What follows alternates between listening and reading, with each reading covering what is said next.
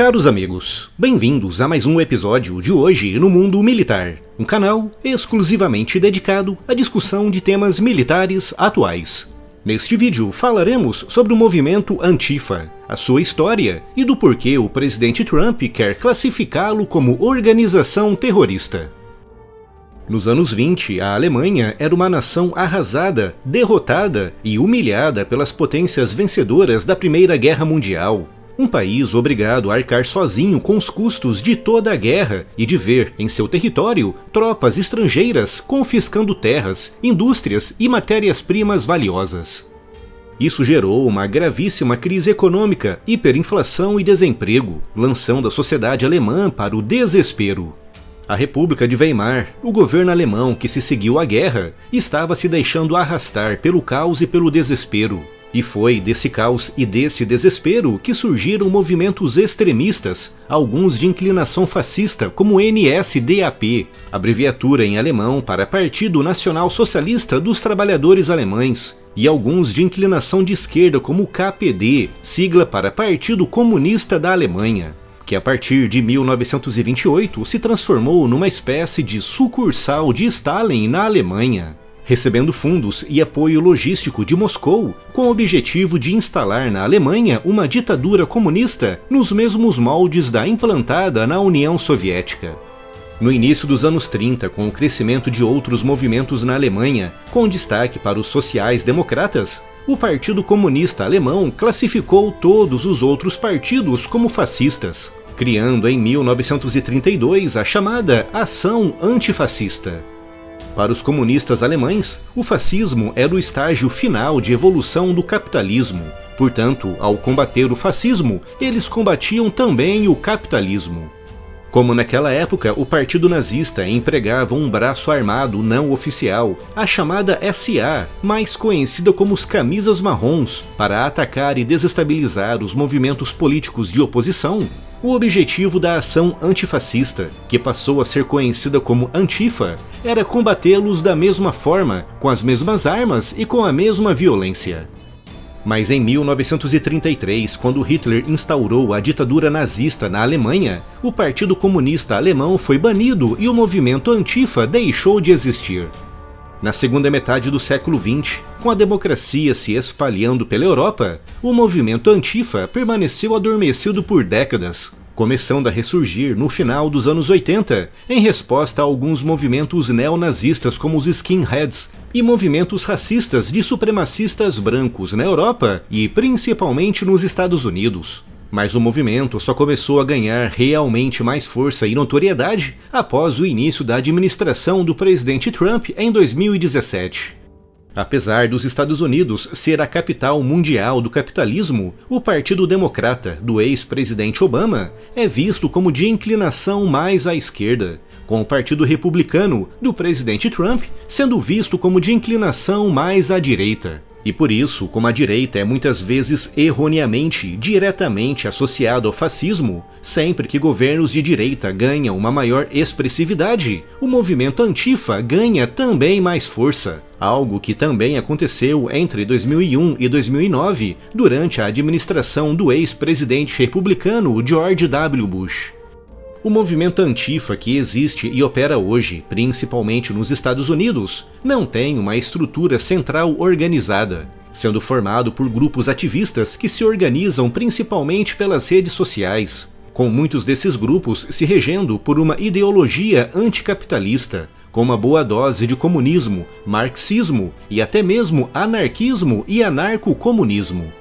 Assim como o Partido Comunista Alemão, financiado por Moscou, fez lá atrás nos anos 30, o movimento Antifa de hoje enxerga tudo que não esteja diretamente ligado à esquerda, ao comunismo e à social-democracia como algo de índole e de inclinação fascista, mesmo que tenha sido democraticamente eleito.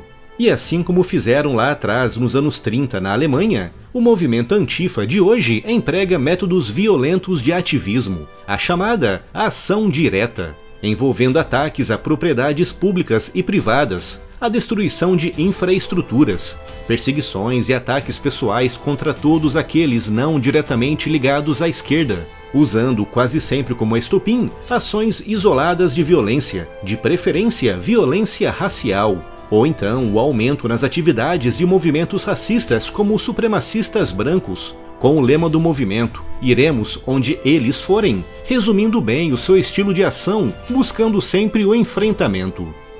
O movimento Antifa nos Estados Unidos ganhou destaque nesses últimos dias após a morte de George Floyd durante uma ação policial em Minneapolis. Como George Floyd era negro e o policial envolvido é branco, o caso assumiu contornos de violência racial, sendo por isso perfeito para o movimento Antifa, que iniciou ações em várias cidades americanas. Ações essas que rapidamente adquiriram contornos violentos, com delegacias, edifícios públicos e privados sendo destruídos e incendiados, com lojas de grife e até mesmo o pequeno comércio local sendo pilhado. Essas ações violentas levaram o Procurador-Geral dos Estados Unidos, William Barr, a culpar grupos anarquistas e de extrema esquerda de usar táticas da Antifa, com o presidente Trump reforçando essa acusação pelo Twitter, dizendo claramente que a culpa pela destruição e pelos ataques era de grupos extremistas pertencentes ao movimento Antifa, com o consultor de segurança nacional Robert O'Brien dizendo que a violência organizada pela Antifa será investigada pelo FBI. E ontem, dia 31 de maio, o presidente Trump disse que a Antifa será classificada como organização terrorista. Uma declaração muito criticada, já que de acordo com a Constituição dos Estados Unidos, apenas organizações estrangeiras podem ser classificadas como terroristas. E como o movimento Antifa não tem uma organização central clara, com centenas de pequenos grupos se organizando de forma mais ou menos autônoma, torna-se difícil, se não mesmo impossível, aplicar as devidas sanções.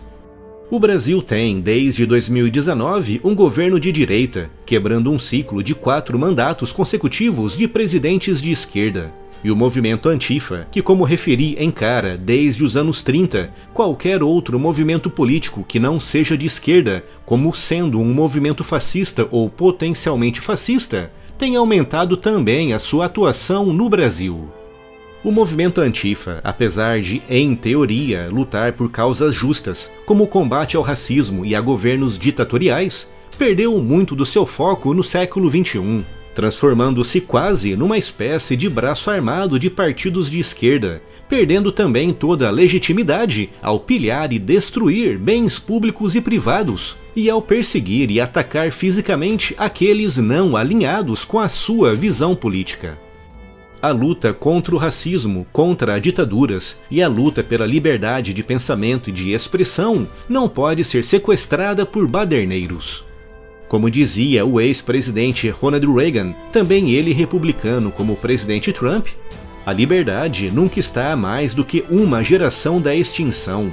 A liberdade não é passada naturalmente de pai para filho.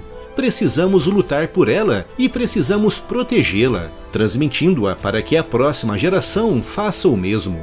Caso contrário, um dia, na nossa velhice, nos limitaremos a contar aos nossos netos o que era ser um homem livre.